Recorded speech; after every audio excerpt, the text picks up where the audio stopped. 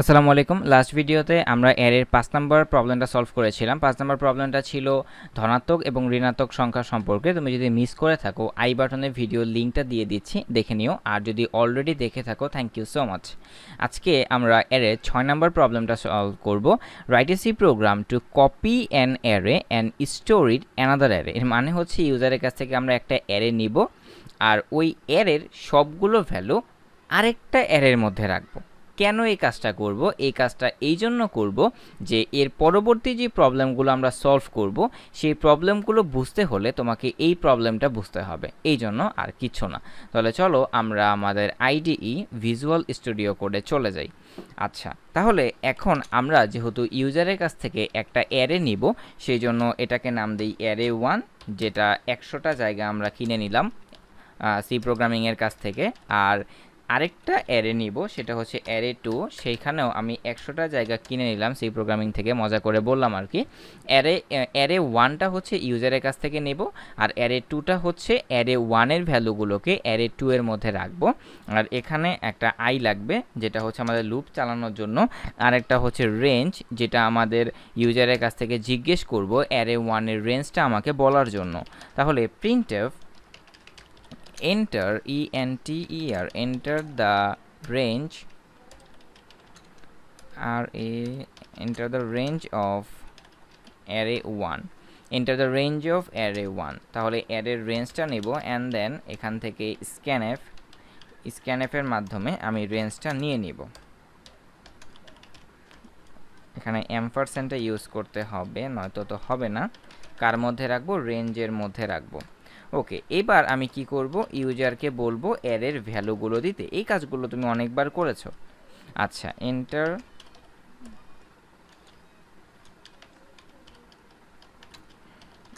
The value of array 1। অ্যারের ভ্যালুগুলো দিবে, সেগুলো নেওয়ার জন্য আমাকে একটা লুপ চালাতে হবে।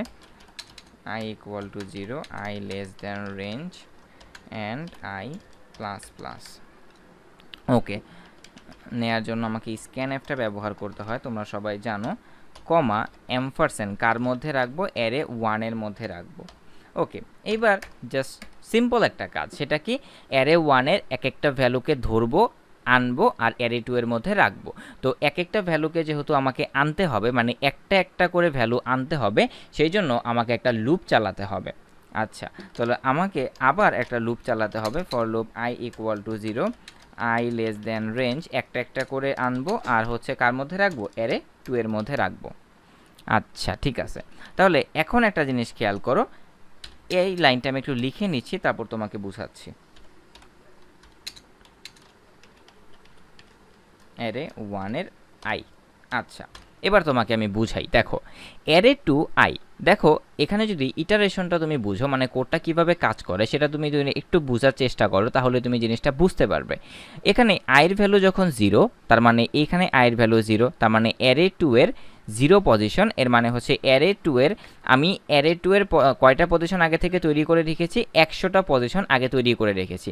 এই 100টা পজিশনের মধ্যে অ্যারে 2 আই এর মানে হচ্ছে 100টা পজিশনের যে প্রথম পজিশন, সেই প্রথম পজিশনটার ভিতরে অ্যারে 1-এর যে প্রথম পজিশনের যে ভ্যালুটা থাকবে সেটা অ্যারে 2-এর প্রথম পজিশনে ঢুকে যাবে। কেন? কারণ হচ্ছে অ্যারে 1-এর মাধ্যমে অ্যারে 1-এর ভিতরে আমি অ্যারে 1-এর 0 পজিশনে আমি যে ভ্যালুটা রেখেছি সেই ভ্যালুটা আমি অ্যারে 2-এর মধ্যে নিয়ে নিলাম। তারপরে আইয়ের ভ্যালু কি করবে? এখান থেকে 1 বেড়ে যাবে। তাহলে 1, ধরো আমি রেঞ্জের মান দিয়েছি 5, তাহলে 1 লেস দেন 5, কন্ডিশন ট্রু, ভিতরে আসবে। এবার অ্যারে 1-এর মানে হচ্ছে অ্যারে 2 1, এর মানে হলো অ্যারে 2-এর সেকেন্ড পজিশনের ভিতরে অ্যারে 1-এর সেকেন্ড পজিশনে যে ইনপুটটা তুমি দিয়েছো সেই মানটা অ্যারে 2-এর মধ্যে স্টোর হয়ে যাবে। ঠিক এইভাবে 1, এইভাবে 2, 3, 4 আপ টু তুমি যেই রেঞ্জটা দিয়েছো আপ টু রেঞ্জ পর্যন্ত চলতে থাকবে। এবার তুমি যদি এই অ্যারে 2টাকে প্রিন্ট করে দেখো, তাহলে তুমি জিনিসটা বুঝতে পারবে। তার মানে তোমাকে একটা সহজ টেকনিক আমি শিখিয়ে দিই। তুমি যদি কোনো অ্যারের ভিতরে বা কোনো একটা ধরো ইউজারের কাছ থেকে কোনো একটা ইনপুট নিয়েছো, সে অ্যারের মাধ্যমে কোনো একটা ইনপুট নিয়েছো, সেই ইনপুটটা তুমি আরেকটা অ্যারের মধ্যে রাখতে চাচ্ছ, তাহলে যার মধ্যে রাখবে সেটাকে তুমি আগে লিখবে, আর যার কাছ থেকে নিচ্ছ সেটাকে তুমি পরে লিখবে। এটাই আসলে বোঝার একদম সহজ টেকনিক। এখন তুমি বলতে পারো যে ভাই আমি যদি অ্যারে 1টাকে এই পাশে আর অ্যারে 2টাকে এই পাশে লিখি তাহলে কি কোনো প্রবলেম আছে? না, কোনো প্রবলেম নাই, কিন্তু বোঝার সুবিধার্থে আমি যে কাজটা করি পার্সোনালি, যে অ্যারের ভিতরে যদি কোনো ভ্যালুকে স্টোর করতে হয় তাহলে সেটাকে আমি বাম পাশে রাখি, আর যার কাছ থেকে নেব সেটাকে আমি ডান পাশে রাখি। It's easier to recognise. Okay, এখন দেখো তাহলে আমি array 2, the value of array 2, value of array 2। আচ্ছা, তাহলে এখন দেখো অ্যারে 2 এর ভিতরের প্রত্যেকটা এখানে অ্যারে 0 পজিশনে একটা আছে, অ্যারে 1 এর পজিশনে একটা আছে, অ্যারে 2 এর পজিশনে একটা আছে।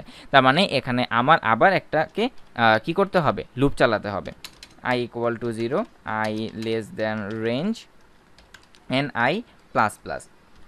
আচ্ছা, এই যে কথায় কথায় বারবার কেন লুপ ইউজ করতেছি এটা কিন্তু তুমি বুঝো, কারণ তুমি অ্যারের সিরিয়ালি প্রথম যে 2-3টা ভিডিও ছিল বা বেসিকের যে 2-3টা ভিডিও ছিল সেগুলো তুমি দেখে আসছো, কারণ সেগুলো তুমি যদি না দেখে থাকো তাহলে এই যে লাইনে লাইনে লুপ যে ইউজ করতেছি এটা কিন্তু তুমি বুঝবা না। কারণ ওই 2-3টা ভিডিওতে আমি অ্যারের বেসিক সম্পর্কে খুব ডিটেলসে আলোচনা করেছি। তুমি যদি এই ভিডিওটা ইউটিউব থেকে র্যান্ডমলি প্লে করে থাকো তাহলে এই ভিডিওর ডেসক্রিপশন বক্সে দেখো লুপের ফুল প্লেলিস্টের লিঙ্ক দেওয়া আছে, সেখান থেকে অ্যারের প্রথম যে 3-4টা ভিডিও সেটা অবশ্যই দেখে নেবে। আচ্ছা, তাহলে এখানে আমি কার মান দেখাবো? অ্যারে 2 এর মান দেখাবো। তাহলে %d একটা করে মান দেখাবে আর একটা করে স্পেস ক্রিয়েট করবে। কার মান দেখাবে? আমাদের অ্যারে 2 এর মানটা দেখাবে। আমি অ্যারে 2 এর মানটা দেখতে চাই। ওকে, এবার আমি কোডটা রান করি, আগেরগুলো ডিলিট করে দেই। আচ্ছা, কম্পাইলেশন টার্মিনেটেড, বাট হোয়াই? আমি কি সেভ করি নাই? আমার কোড তো ঠিকই আছে। আচ্ছা, আরেকবার রান দিই। But why? No such file or directory. আমি প্রবলেমটা সলভ করে আসতেছি। হ্যাঁ,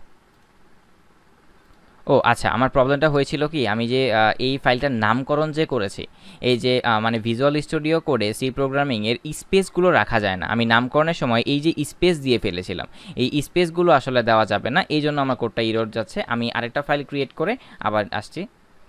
আচ্ছা, আমি ফাইল নেমের প্রবলেমটা সলভ করেছি। দেখো এখানে আমি কোনো স্পেস রেখে নেই। এবার যদি আমি কোডটা রান করি তাহলে আমাকে এখানে বলবে enter the range of the array. আমি 5 দিলাম। Enter the value of array 1 2 5 6।